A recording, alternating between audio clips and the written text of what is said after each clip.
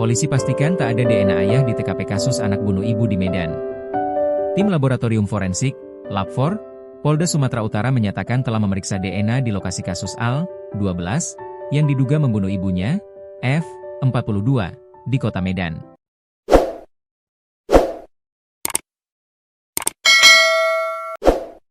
Sudah kita periksa semua DNA di lokasi. Tidak ada mengarah ke si bapak, kata Kasubit Kimia Biologi Bid Lab4 Polda Sumut AKBP Henry Ginting saat konferensi pers di Polrestabes Medan, Senin, 29 Desember 2025. Henry menjelaskan, pihaknya hanya mendapati DNA kakak Al dan korban pada pisau. DNA ibu ditemukan karena pisau tersebut sering digunakan di dapur.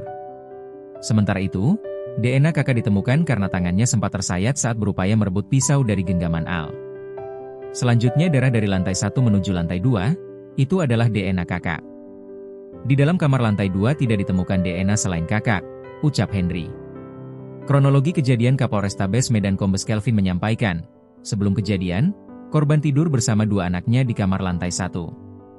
Al dan korban tidur di kasur bagian atas, sementara kakak Al tidur di kasur bagian bawah. Suami korban beristirahat di lantai 2. Pada Rabu, 10 Desember 2025, sekitar pukul 4 WIB, Al terbangun dan mengambil pisau untuk melukai korban yang sedang tertidur. Adik, Al, mengambil pisau, membuka bajunya, dan melukai korban, kata Calvijen saat konferensi pers di Polrestabes Medan pada Senin, 29 Desember 2025. Akibatnya, korban menderita 26 luka tikam. Sang kakak terbangun karena ditimpa oleh Al dan terkejut melihat Al menikam ibunya berkali-kali. Kakak Al segera merebut pisau tersebut dan membuangnya di dalam kamar, menyebabkan tangannya tersayat.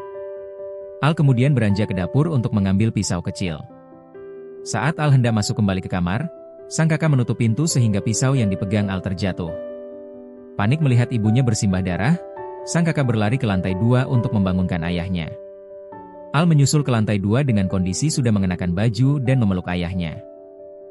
Ketiganya turun ke lantai 1. Kakak dan ayah mengecek kondisi korban, sementara Al terduduk lemas di sofa ruang tamu. Kondisi korban masih hidup dan meminta dipanggil ambulans, ucap Calvijen. Korban sempat meminta minum yang segera dipenuhi oleh kakaknya. Suami korban segera menghubungi rumah sakit Columbia.